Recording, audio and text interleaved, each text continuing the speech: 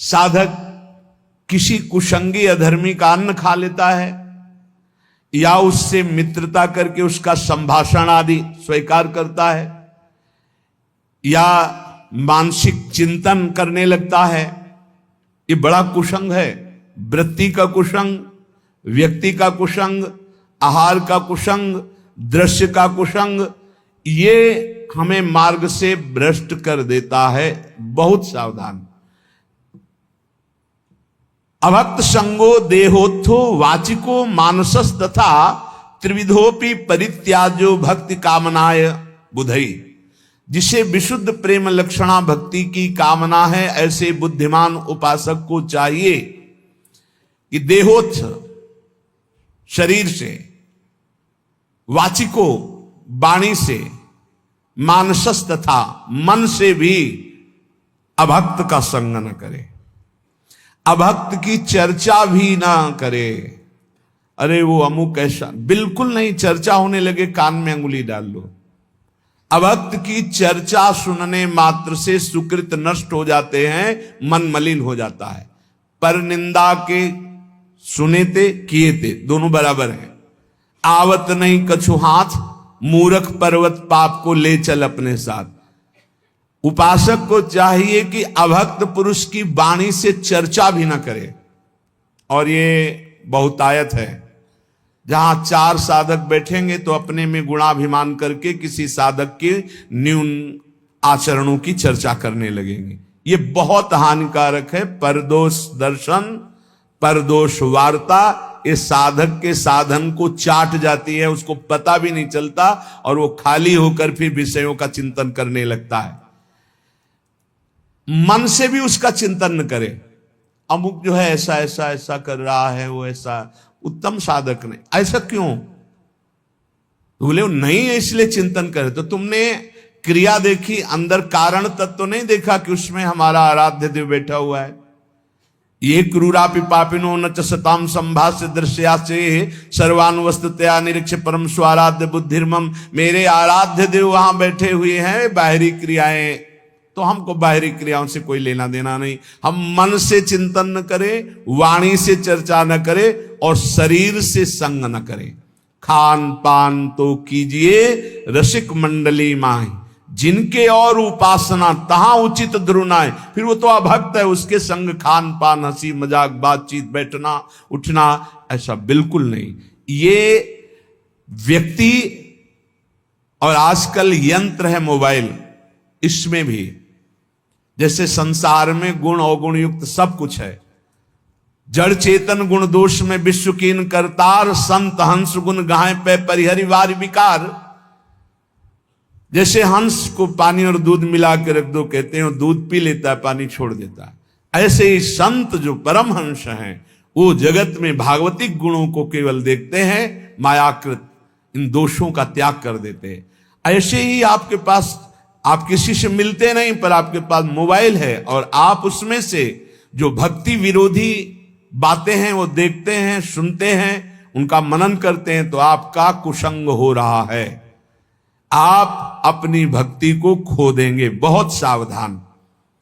कायिका काय संबंधाद, शरीर के संबंधी कोई भी हो, अगर वो भगवत विमुख हैं, भगवत विमुख उपदेश करते हैं, भगवत विमुख चेष्टा करते हैं, हमें बिल्कुल उस संबंध को नहीं मानना है, क्योंकि हमें इस जन्म में श्यामा श्याम की प्राप्ति करनी है। प्रहलाद जी हाथ जोड़कर साष्टांग दंडवत करके खड़े हुए, पिताश्री कहकर सम्मान से बोलते थे। जब हरि की निंदा करने लगे हिरण्यकश्यप, प्रहलाद जी ने दैत्यराज कह के बाद अब नहीं, जाके प्रिय न राम वेदे ही तजिए ताहि कोटि बैरिशम यद्यप परम स्नेही। भरत जी माता कैकेयी को साष्टांग प्रणाम करते।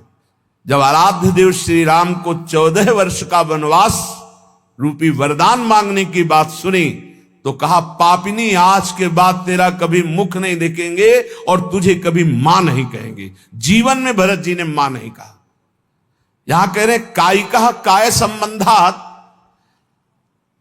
कायिक अभक्त संग, वो चाहे रिश्ते नाते में कितना भी पूज्य हो, यदि वो हमारे भगवान की निंदा करता है, भगवत मार्ग की निंदा करता है, भगवत विमुख है, तो हम आवश्यकता पड़ी तो उसकी सेवा कर देंगे। यदि हम पुत्र हैं या अमुक संबंध है, वो दुख में है, तो हम सेवा कर देंगे, पर हम उसका संग नहीं करेंगे, उसकी आज्ञा नहीं पालन करेंगे, उसकी बात नहीं सुनेंगे। वचसा भाषणात्मक, वाणी से हम ऐसे अपवित्र आचरण करने वालों की चर्चा ना करें। अन्नादि नाम मानसस्तु, भोजन दिया हुआ ऐसे अभक्त का कभी ना पाए। जो भगवान की अवहेलना करता है, भले वो हमारा रिश्तेदार है, अगर हमें जाना पड़ा तो हम ये बोल देंगे कि आज हमारे उदर में दर्द है, हम यहां प्रसाद नहीं पा पाएंगे, औषधि ले रहे हैं। इसमें कोई मिथ्या नहीं। हम भगवत मार्ग को पुष्ट करने के लिए अभक्त के घर का अन्न भी न खाए। अन्नादि नाम मानसस्तु, अगर अन्न आदि पाओगे तो तुम्हारी मानसिक वृत्ति बिगड़ जाएगी।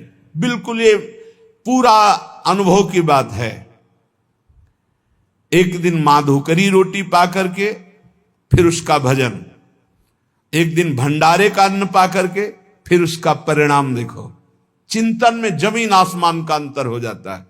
प्रिया प्रीतम के मिलन की चाह, भजन की गाढ़ वृत्ति सब पता नहीं कहां खो जाती है, बस उद्दंडता सुहाती है। अन्न का बहुत बड़ा प्रभाव। भूखे रह जाना अच्छा है, लेकिन बिना परिचय के ऐसा नहीं कि भूख लगी जहां जो मिला हम खा लिए, नहीं, जानबूझ करके खूब समझ करके ये भोग लगाने योग्य श्री जी के है कि नहीं है, भोग लगा है कि नहीं है, ये जिसका हम अन्न ले रहे हैं ये वैष्णव है कि नहीं, भजन करता है कि नहीं, भक्ति रंग से रंगा है कि नहीं, भगवत विरोधी तो नहीं है।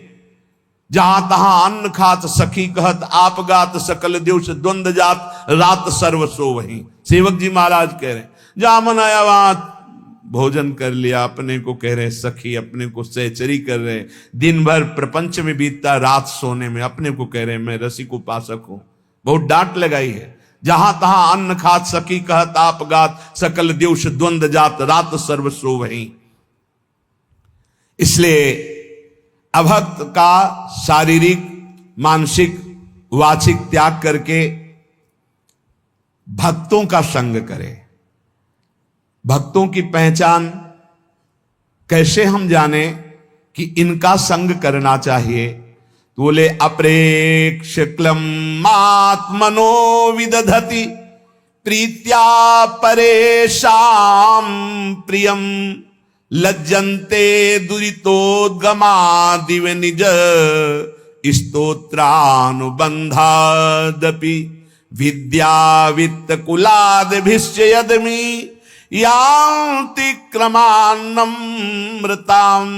रम्या कापि शतां यं विजयते नैसर्ग की प्रक्रिया।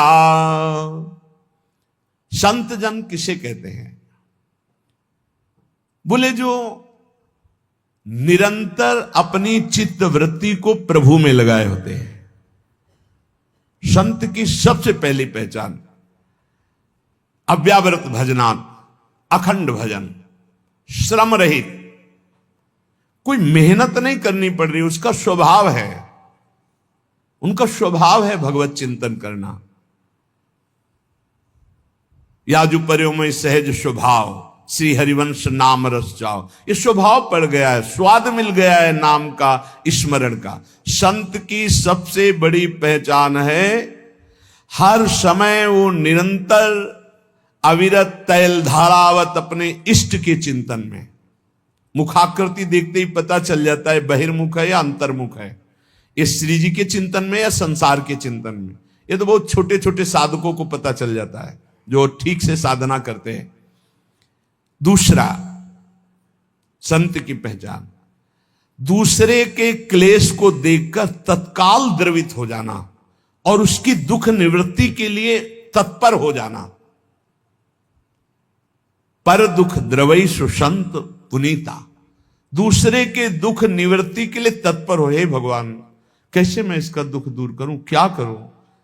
अब उसके पास कोई उपाय नहीं तो सीधे भगवान से प्रार्थना, हे नाथ इसके दुख को दूर करो, प्रभु आप कृपा करो, मुझे प्रेरणा करो, मैं कैसे इसके दुख को दूर करूं, कैसे सुखी हो पावे। ये संत सरल चित जगत हित जान स्वभाव स्नेह, उनका स्वभाव ही होता है जगत हित, दूसरे का प्रिय कार्य करने में बिल्कुल लज्जा ना आना, चाहे वो शौच धोना पड़े, चाहे वो कुछ भी कार्य हो, लज्जा संकोच छोड़ करके अपनी परवाह न करके दूसरे के दुख की निवृत्ति के लिए पूरा प्राण अर्पित करके तत्पर हो जाना, ये संतों का स्वभाव होता है। पहला अखंड स्मृति, दूसरा परहित परोपकार। किसी भी जीव को किसी भी तरह का दुख उसके द्वारा पहुंच ही नहीं सकता। संत का वचन, संत की चेष्टा, संत का संकल्प मंगलकारी होता है। साधु ते होए न कारज हानि, किसी भी तरह का चाहे वो वाचिक ही क्यों ना हो, संत के कभी ऐसे वचन नहीं निकलते कि दूसरे के हृदय में जाके पीड़ा पहुंचा दे। नहीं, संत के हृदय से निकले हुए वचन तो ऐसे होते हैं दूसरे के हृदय में आनंद वर्धन करने वाले। परुख वचन, कठोर वचन ये संत के वाणी से निकल ही नहीं सकते, क्योंकि वहां निरंतर भगवत स्मृति चल रही। शरीर से ऐसी चेष्टा ही नहीं हो सकती। तो जिसे भगवत मार्ग में चलना है तो इसको आदर्श मानकर स्वीकार करना। पहला अखंड स्मृति, हम हर समय भगवान के स्मरण में, प्रिया प्रीतम के नाम स्मरण में लगे रहे। दूसरा, किसी को भी दुख न पहुंचावे। ये जो अंडा मांस मछली ये सब खाते हैं, इनकी बड़ी दुर्गति होने वाली है। ये ना समझें कि हम परम स्वतंत्र हैं, जो चाहे कर ले। नहीं नहीं नहीं, यहां एक सेकंड का भी हिसाब मिलेगा आपको, एक सेकंड का भी। जब से आपकी शुद्धि हुई और जब आप बेशुद्ध होंगे, मरेंगे, उस समय तक का पूरा रजिस्टर आपका है, आपके साथ है। जय श्री हरिवंश नरक गति दुर्भर, यम द्वारे कटियत नख छिके। एक छोटी सी क्रिया का भी हिसाब है, आप मनमानी ना सोचे। मांडव्य ऋषि ने तितली की गुदा में कांटा डाल के छोड़ दिया था, तो उनकी गुदा में सूली डाली गई, सूली, और वो काट दी गई, निकली नहीं। अणि मांडव्य नाम पड़ा। वही धर्मराज जी को जाके साप दिए तो विदुर जी के रूप में धर्मराज जी अवतरित हुए। एक इतने बड़े ब्रह्म ऋषि तपस्वी तितली की गुदा में कांटा डाले, उसको नहीं मिटा पाए, और उनकी गुदा में सूली पड़ी रही, आज भी पड़ी है। और आप उबाल उबाल के खा रहे हो, काट करके खा रहे हो, तो आपकी दुर्गति क्या होगी? सावधान हो जाए। सबसे प्रार्थना है, यदि जीवन अपना मंगलमय आनंदमय करना चाहते हो तो मदिरापान करना, मांस खाना, अंडा खाना, मछली खाना, ये जीव जंतुओं को भून कर उबाल कर खाना बंद कर दो। नहीं, नरक में भुने जाओगे, और यहां भी भुनोगे। वीआईपी कार में आग लगेगी और पूरे के पूरे परिवार सहित भुन जाओगे। जो बहुत स्वाद ले रहे हो ना, ऐसे चीखोगे, कोई खोलने वाला नहीं मिलेगा, क्योंकि वो तार बंद हो जाएंगे जिनसे बटन से खुलता है। तुमने भूंजा है ना, तो तुम्हें काल भूंजेगा उसी कार में। बड़े रौब से चल रहे, कई करोड़ की कार है, उसी में भून जाओगे। हमारी बातें कड़वी लगेंगी, लेकिन समझ लीजिए, शरीर से, मन से, वचन से दूसरों का दुख भरा कार्य, अपकार, अहित कार्य करने वाला कभी चैन से नहीं रह सकता, कभी शांत नहीं रह सकता, सदैव दुखी रहेगा। इसलिए दूसरों के शरीर का मांस खा के कोई बलवान नहीं होता। आप थोड़े दिन ब्रह्मचर्य से रहिए, सदाचार पालन कीजिए, सात्विक भोजन, ऐसा बल आता है, सच्ची मानिए, ऐसा बल आता है, ऐसा उत्साह होता है। ये चर्बी बढ़ाने वाले जानवरों को खाने वाले, इनकी कितनी ताकत होगी, सच्ची मानिए। हम मजाक नहीं कहते कि हम विनोद में कहते हैं। एक घूंसे में बैठ जाएंगे। सात्विक ब्रह्मचारी हो, सात्विक भोजन करता हो, और एक घूंसा कस के मार दे तो मुंह बगाड़ देंगे। जो भैंसा और बकरा खाते हैं ना, मुंह बगाड़ देंगे। इनमें ताकत नहीं, ब्रह्मचर्य की ताकत, तपस्या की ताकत, सात्विकता की ताकत, बहुत बड़ी ताकत है। ये सब भूल कर रहे हैं, जो सोच रहे हैं हम बलवान बन जाए। बलवान नहीं बनोगे, ऐसी जगह कैंसर होगा कि ना खा पाओगे ना सौंच हो पाओगे। दोनों बातें समझ लेना। हम भयभीत नहीं कर रहे हैं, कितने ऐसे उदाहरण सामने आते चले जा रहे हैं जो देखने को मिल रहे हैं। हे भाई, दूसरों का मांस खाना, जहां तक हमारी आवाज पहुंच रही हो अब भी बंद कर दो। हरि शरणम, हरि शरण में हो जाओ। वो कह रहे आम तो आम स्वरूपापेभ्यो मोक्षयिष्यामि मा शुचा, मैं तुम्हें पवित्र कर दूंगा, पक्का पवित्र कर देंगे, क्योंकि जिनके चरण धोवन गंगा जी त्रिभुवन को पावन करने वाली, वो भगवान पक्का पवित्र कर देंगे। पर अब लो नसानी, अब ना नसई हो, अब तक किया अब मत करो, होश में हो जाओ। ये जो बहुत अच्छे कपड़े पहनकर आप समझते हो हम बड़े आदमी है ना, इतने छोटे बनाए जाओगे कि तुम्हें समझ में आ जाएगा। अभी अवसर मिला था कि धन के द्वारा असहायों की सेवा करो, दूसरों को सुख पहुंचाओ, नाम कीर्तन करवाओ, नाम कीर्तन करवा करके लोगों को सुख पहुंचाओ। तुम उपद्रव कर रहे हो, मनमानी आचरण कर रहे हो। संत वही है जिसके वचन से, शरीर से, मन से किसी का कभी अमंगल ना हो। और संत वही जब उसकी प्रशंसा होने लगे तो ऐसा लज्जावान हो जाए जैसे किसी का पाप खुल जाए, पाप की बात खुल जाए तो कैसा लज्जित होता है, ऐसा प्रशंसा में लज्जित होना चाहिए। संत अपनी प्रशंसा सुनकर लज्जा से युक्त हो जाते और दूसरे की प्रशंसा सुनकर आनंदित होते हैं। दूसरे की निंदा सुनकर तुरंत कान में अंगुली, अपनी निंदा तो कान की अंगुली हटा लो, खूब आराम से सुनो। ये साधुता के लक्षण है। अपनी निंदा तो बुरी लगेगी, दूसरे की निंदा सुखद लगेगी। अपनी प्रशंसा अच्छी लगेगी, दूसरे की प्रशंसा दुखद लगेगी। ये असंत का लक्षण है। संत का लक्षण है अपनी प्रशंसा सुनते ही सकुचा जाना, दूसरे की प्रशंसा सुनते ही आनंदित हो जाना, अपनी निंदा सुनते हुए आनंदित हो जाना, दूसरे की निंदा सुनने पे क्लेशित हो जाना। अरे क्या भगवत चर्चा के सिवा ये क्या प्रपंच की बात सुना रहे।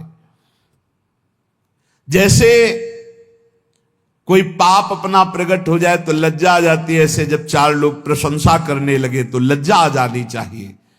संत में विद्या का, तपस्या का, भजन का, संपत्ति का, कुलीनता का किंचन मात्र भी अभिमान नहीं होता।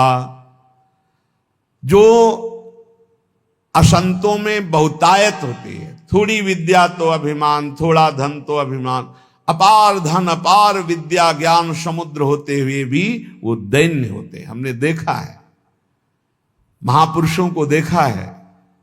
काशी में देखा, पूज्य बक्सर वाले मामा जी का अग्र पूजा का सम्मान किया गया था।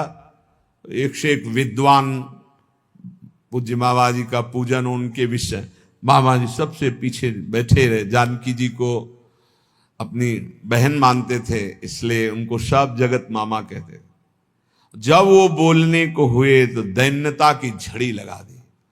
तब लग रहा था कि हाँ, भगवान के भक्तों में दैन्यता कूट कूट के भरी होती है। अभिमान किंचन मात्र उत्पन्न न होने पावे, अधिकाधिक दैन्यता। देखो ना, परम ज्ञानी हनुमान जी जब बोल रहे हैं विभीषण जी से, तो वे नहीं कह रहे मैं भगवान का अत्यंत नजदीकी सेवक हूं, भगवान राम हमें बहुत प्यार करते हैं और मुझे योग्य समझा इसीलिए मुझे भेजा, ऐसा नहीं। वो कैसे बोल रहे, असमय अधम सखा सुनु मोहू पर रघुवी, मैं कितना अधम हूं ऐसा प्रात ले जो नाम हमारा, ते दिन ताई न। अद्भुत दैन्यता। सबरी मैया के अधम ते अधम अधम मति नारी, तिन माँ मैं मति मंद घारी। जहां देखो महापुरुषों में दैन्यता भरी हुई है। ये कोई बनावटी दैन्यता नहीं, वचन दैन्यता नहीं है, वो हृदय में ऐसा अनुभव होता है। ये साधुता कब आती है? असाधुओं का त्याग करे, साधुओं का संग करे, तो ये साधुता कब हृदय में आती है? बोले तुंडे तांडवनी रतिम वितनुते तुंडावली लब्धे कर्ण क्रोड कडम्बिनी घटयते कर्णार्बुदेभ्याः स्पृहाम चेता प्रांगण संगिनी विजयते सर्वेन्द्रियाणाम कृतिम नो जाने जनिता कियद्भिरमृतै कृष्णेति वर्णद्वै। जिसकी जिह्वा में दो अक्षर राधा राधा कृष्ण कृष्ण ये हर समय चलता रहता है, सब सद्गुण आ जाएंगे, धन्यता आ जाएगी, अभिमान का नाश हो जाएगा, तत्वबोध हो जाएगा, भगवत प्रेम हो जाएगा। विश्वास मान लो, सब कुछ हो जाएगा। रोज चर्चा इस बात की होती है, कह रहे हैं इतना नाम में प्रेम हो जाए कि ऐसा लगे कि एक जिह्वा से काम नहीं चलता, करोड़ों जिह्वाएं हो जाए, करोड़ों जिह्वाओं से रटू राधा राधा राधा राधा राधा राधा। कितना सुखद है नाम। ऐसा लगता है दो कानों से काम नहीं चल रहा, करोड़ों कान हो जिससे हम सुने राधा राधा राधा, कृष्ण कृष्ण कृष्ण। ऐसी मेरी लालसा, जिसकी ऐसी लालसा है वो कभी नाम छोड़ नहीं सकता। और जो निरंतर नाम सुधा का रसास्वादन करता है उसकी इंद्रियां अंतर्मुख हो जाती है। निज सुख बिन मन होई की थीरा, यही निज सुख है। जब नाम सुख प्रकट होता है तो अपने आप मन अचंचल होने लगता, जाता नहीं विषयों की तरफ। और मन जो इंद्रियां बहिर्मुख होकर प्रकृति की तरफ, वो अंतर्मुख हो गई। चेता प्रांगण संगिनी विजयते सर्वेंद्रियाणाम कृतिम। जब चित्त अर्थात मन प्रभु के नाम रस में इतना पंग होने लगा कि उसके जाने की कहीं इच्छा नहीं रह गई, तो इंद्रियां भी अंतर्मुख होकर के शांत हो गई। जहां इंद्रियां और चित्त ये नाम में डूबे तो सच्ची साधुता का स्वरूप प्रकाशित हो जाता है। उसमें बनावटीपन नहीं होता। आज तक जितने भी महापुरुष हुए वो सब नाम से हुए, ध्यान रखना। राधा राधा राधा, कृष्ण कृष्ण कृष्ण। अरे मन, ये बड़े दयामय हैं युगल सरकार। द्रुत कनक सुगौर स्नग्ध मेघौघ नील, छविभिर अखिल वृंदारण्य मुदभासयन्तौ, मृदुल नवदुकूले नील पीते दधानौ, स्मर निभृत निकुंजे राधिका कृष्ण चंद्रौ। राधा राधा कृष्ण कृष्ण ऐसा जपोगे तो क्या होगा? तुम्हारा चित्त रूपी दर्पण साफ होगा। चेतो दर्पण मार्जनम। जहां चित्त साफ हुआ और चित्त में ही चित्त चोर की झांकी आई, एक सघन मेघ श्याम वर्ण, जैसे नवीन जलधर में बिजली विराजमान हो दमकती हुई। आकाश की बिजली तो चमकती और अंतर ध्यान हो जाती है, लेकिन वृंदावन नवनिवृत्त निकुंज में जो बिजली विराजमान है मेघ में, वो स्थायी विराजमान है। आज दो दामिन मिल बहसी, बिचले श्याम घटाति नूतन ताके रंग रसी। आज दो दामिन मिल बहसी, एक चमकी चहु और सखीरी अपने स्वभाव लसी। और आई एक सरस गहनी में दो भुज बीच बसी। आज दो दामिनी मिल बहसी। एक श्याम सुंदर के वक्षा स्थल से लगी हुई पीता अरुण क्षय मनंत तडिल्लता भाम, और एक आकाश में नवीन जलधर में चमकी और अंतर ध्यान हो गई। बोले ये नवनिवृत्त निकुंज में विराजमान नवीन जलधर की कांति वाले श्री लालजू के हृदय से लगी हुई श्री प्रियाजू, बोले ये संपूर्ण वृंदावन गौर श्याम कांति से उद्भासित हो रहा है। ऐसा वो उपासक देखता है जिसकी हर समय जिह्वा इस नामामृत का पान करती रहती। राधा राधा राधा। नीलांबर पीतांबर धारी नवनिवृत्त निकुंज में विराजमान श्री युगल सरकार की, परसों कह रहे थे लाइव दर्शन होता भाई। यहां हमारे प्रभु ऐसे नहीं है कि आए और दर्शन दिए चले गए, ऐसा नहीं होता। ये वृंदावन धाम है, जी नहीं सकते उपासक। रही न सकत पल पलकन अंतर जैसे जलते मीन। तो क्या करते? सीधे ऐसी सामर्थ्य प्रदान करते हैं, हृदय नेत्र खुलते हैं और प्रतिपल छिन छिन बिहरत संग, छिन छिन निरखत प्रेम भरी, छिन जस कहता भंग। ये जो कृपा हरिवंश की सदा सदा के लिए वो श्यामा श्याम के संग हो जाता है। हर समय जिह्वा से निरंतर नाम जपते हुए हमारे नेत्रों में श्यामा श्याम क्यों प्रकाशित नहीं होते?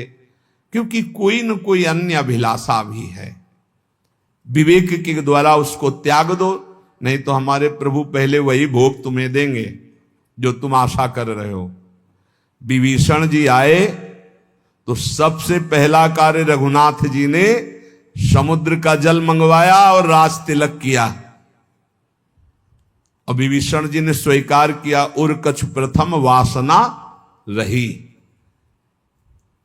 ये जो अन्य अभिलाषा है, ये देख लो अपने अंदर, जल्दी जल्दी इसको ऑपरेशन करो, विवेक के द्वारा निकाल कर बाहर कर दो। यदि आपसे नहीं हो रहा है तो गुरुजनों से निवेदन करो, डॉक्टर हैं वो, सदगुरु वैद्य वचन विश्वास करो, उनकी आज्ञा का पालन करो तो तत्काल उस वासना का नाश हो जाएगा। ऐसा नहीं हो रहा तो सबसे बड़े वैद्य हैं श्री श्यामाजू, श्री लालजू। प्रियालाल से प्रार्थना करो रो के, प्रभु मेरी इस वासना की कभी पूर्ति मत करना, इसको नाश कर दो प्रभु। यदि मैं बार बार आपसे विमुख कोई वस्तु, व्यक्ति, पदार्थ, स्थान चाहूं तो नाथ मेरी इस वासना को नष्ट कर देना, कभी पूर्ण मत करना। अगर अन्य अभिलाषा बनी रही, यहां तक कि मोक्ष की भी अभिलाषा, तो हमारे श्यामा श्याम से प्रेम में बाधा पहुंच जाएगी। इसीलिए अन्य अभिलाषिता शून्यम ज्ञान कर्माद्यनावृतम अनुकूलेन कृष्णानुशीलनम भक्ति रुत्तमा। प्रेम पूर्वक श्यामा श्याम का भजन करना, कोई भी आचरण उनके प्रतिकूल ना हो। प्रतिकूलस्य विसर्जनम अनुकूलेन कृष्णानुशीलनम। अनुकूल रसिकों की आज्ञा, शास्त्राज्ञा के अनुसार ये अनुकूल होता है, उसके थोड़ा भी मनमानी करना प्रतिकूल हो जाता है। किसी भी प्रकार की कोई अभिलाषा अन्य ना हो, यहां तक कि ब्रह्म ज्ञान की भी इच्छा ना हो, मोक्ष की भी अभिलाषा ना हो। बस जैसे भाई जी महाराज कहते हैं कि हे भगवान मुझे बुद्धिहीन बना दो, सब मांगते हैं कि बुद्धिमान बना दो, भाई जी महाराज कह रहे मुझे बुद्धिहीन बना दो। ये बुद्धि, बस इतनी बात हो, मेरे श्यामा श्याम, मेरे प्रिया प्रिय, इतनी समझ रह जाए और सब बुद्धि खत्म हो जाए। जैसे कहते हैं कोई समझे या ना समझे, सबसे हमारी समझ भली, ठाकुर नंद किशोर हमारे, ठाकुराइन ब्रशुभान, बस इतना रह जाए, बस इसके आगे सब खत्म हो जाए, ना हमें कोई ज्ञान रह जाए, ना कोई चाह रह जाए। ऐसी स्थिति शून्य, अन्याभिलाषिता शून्यम ज्ञान कर्माद्यनावृतम। ज्ञान कर्म इनका भी, ज्ञान से कर्म से जो प्राप्त होते हैं, लोक लोकांतर मोक्ष आदि, इनकी भी मुझे चाह नहीं है। अगर ये भोग और मोक्ष की चाह रहती तो श्यामा श्याम का प्रेम प्रकट नहीं होता है। इसलिए कह रहे भुक्ति मुक्ति स्पृहा यावत पिशाची हृदय वर्तते तावत भक्ति सुख स्यात्र कथम अभ्युदयो भवेत्। जब तक ये भोग और मोक्ष की वासना रूपी पिशाची हृदय में बसती है, तब तक श्यामा श्याम के भक्ति रस का आविर्भाव नहीं होता। मोक्ष सुख की भी चाह, महाप्रभु हरिवंश चंद्र जी कह रहे विभेमी कैवल्यता, मुझे भय लगता है इस मोक्ष से, मुझे श्यामा जी की सेवा चाहिए, मुझे मोक्ष नहीं चाहिए। नहीं, यहां कह रहे पिशाची शब्द का प्रयोग किया है।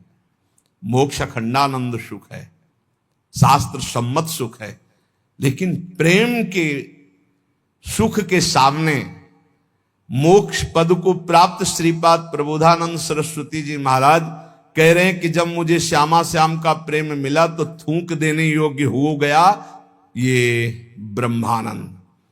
राम जी के रूप को जब देखा जनक जी तो कह रहे हैं नहीं बिलोकत अति अनुरागा बरबस ब्रह्म सुख ही मन त्यागा। मतलब ब्रह्म सुख मोक्ष सुख से भी श्रेष्ठ है प्रभु के रूप का रसास्व पान करना, नाम सुख में डूबना, प्रभु के प्रेम में डूबना। श्री कृष्ण चरणाम्भोज सेवा निर्वृत चेत साम ऐसा मोक्षाय भक्तानाम न कदापि स्पृहा भवेत्। जो श्री श्यामा श्याम के चरण कमलों की सेवा में सुख प्राप्त कर लिए, उनके हृदय में मोक्ष की इच्छा नहीं होती। सेवा में जो सुख है वो सुख त्रिभुवन में किसी पद में नहीं। इसीलिए जो चतुर उपासक हैं वो भगवान से भगवान की सेवा मांगते हैं। वो दीयमानम न ग्रहणंत बिना मत सेवनम जनाहा। वो कई प्रकार का मोक्ष देने पर भी स्वीकार नहीं करते। वो कहते प्रभु आपकी सेवा सुख चाहिए। सेवा सुख अपने लोगों को सहज में लाडली जी ने दे दिया। जो सब मांगना पड़ता है वो अयाचक वृत्ति से दे दिया। हम जानते ही नहीं थे क्या है, उन्होंने बड़ी कृपा से दे। अब इसको पकड़ लो। मंगला से लेकर शयन तक, शयन से लेकर मंगला तक आठों पहर अपने श्यामा श्याम की सेवा में, इससे बड़ा कोई सुख नहीं। सन्यास के मूर्धन्य विद्वान, कट्टर सन्यास धर्म का पालन करने वाले पूज्य राधा बाबा, भाई जी महाराज ऐसे दाता, वैसे प्राय देखा गया है देने वाला और लेने वाले में दो अंतर देखे गए। लेने वाला झुकता है, देने वाला ऐसे। लेकिन यहां उल्टा देखा गया, देने वाला चरण छुआ और लेने वाला जान ही नहीं पाया कि दाता ने क्या दे दिया। पूरा का पूरा हृदय परिवर्तन कर दिया कट्टर सन्यासी पूज्य राधा बाबा। भाई जी महाराज ने चरण छू के वो दे दिया जो बड़ी बड़ी साधनाओं से नहीं प्राप्त होता। आखिरी में राधा राधा ही रह गया, राधा राधा। और वो सबको वृंदावन की कृपा से यहां प्राप्त है। राधा राधा यहां तो वायु में भी हो रहा, पत्ते पत्ते में। यही है राधा बाबा भाई जी महाराज, यही विराजमान है, यही घर है। ये संपूर्ण वृंदावन यही वो घर है जहां ये सब बड़े बड़े महापुरुष विराजमान हैं प्रियाजू के समीप सेवा में। पूज्य राधा बाबा भाई जी महाराज, पूज्य पंडित गया प्रसाद जी, पंडित रामकृष्ण बाबा, जितने सिद्ध महापुरुष ये सब यही श्री जी की सेवा में विराजमान है। जब हमारा चित्त सेवा में लग जाता है तब मोक्ष सुख के त्याग की सामर्थ्य आती है, श्यामा श्याम की सेवा से। इसलिए हम सेवा जब करते हैं तो सेव्य हमको क्या देते हैं? वो देते नहीं है, वो हमसे और ले लेते हैं, हमारे चित्त को चुरा लेते हैं। जब हम दर्पण दिखाते श्रृंगार करके, तो अभी तो आपके पास त्रिगुणात्मिका माया के ही नेत्र हैं, इसलिए आप देख रहे हैं। जिस दिन वो कृपा करेंगे तो कोटि कोटि मनमत हारी रूप जब आपके नेत्रों के सामने होगा, बस हो गया काम। यही है, यही काहू सु कहां जहां प्रभु नाई, फिर श्री विग्रह में तो अर्चावतार हैं भगवान। प्रभु अर्चावतार रूप से जब आप सेवा करते हैं, पक्का विश्वास करो ये सीधे सेवा श्री जी स्वीकार कर रहे। और जिस दिन वो करुणा करेंगी, अपना रूप प्रकाशित करेंगे, देखो माई सुंदरता की सीमा, उसी दिन तुम्हारा चित्त हो जाएगा, खत्म खेल हो जाएगा, फिर कोई अभिलाषा रह ही नहीं जाएगी। इसलिए इनकी दासता में बहुत बड़ा सुख है। और दासता में कभी चिंता नहीं होती कि मेरा कल्याण होगा कि नहीं। जैसे हम ठसक से कहते हैं हमें श्री जी के पास जाना है, आप लोगों को भी तैयार करते हैं, बोलो श्री जी के पास जाना है, बोलते रहना है हमें श्री जी के पास जाना है। बोले इससे पहुंच जाओगे? हे हम तुम पहुंच गए हैं, तुम्हें क्या पता। कहां बैठे हो? वृंदावन धाम में। और इसका प्रभाव जानते हो क्या है? यद्गत्वा न निवर्तन्ते तद्धाम परमम्मम। ये धाम ना मानो तो तुम्हारी बुद्धि खराब है, और धाम मान रहे हो तो यहां के बाद जाना नहीं होता। और कर क्या रहे रात दिन?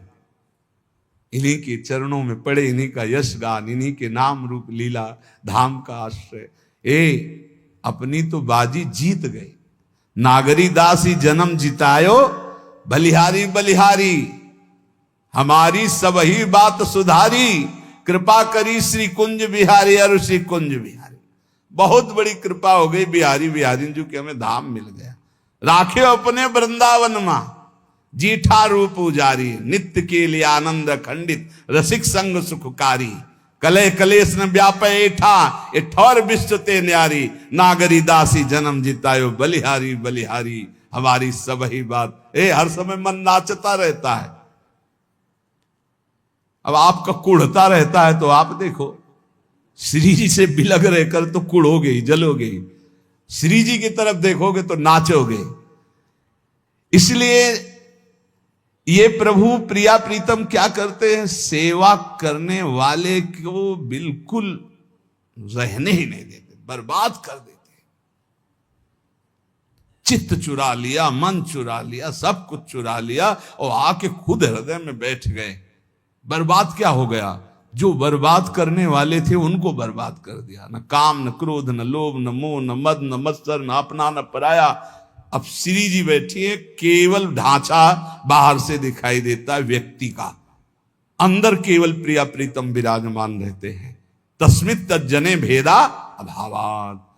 फिर निकलने लगता है मुख से, अन्य मुखों से निकलने लगे, अरे ये तो साक्षात भगवान है, ये तो साक्षात प्रभु हैं। क्यों? क्योंकि प्रभु आ गए। जैसे दीपक जलता है तो झरोखों से पता चल जाता है मकान का अंधकार नष्ट हो चुका है, ऐसे ही जिसके हृदय रूपी मकान में भगवान आकर विराजमान हो गए तो ये चेहरा एक एक चेष्टाओं से पता चलने लगता है अंदर भगवान प्रकाशित हो। हैं तो सबके, पर वो प्रकाशित हो गए। थैंक यू सो मच दोस्तों, दिल से धन्यवाद और दिल से आभार।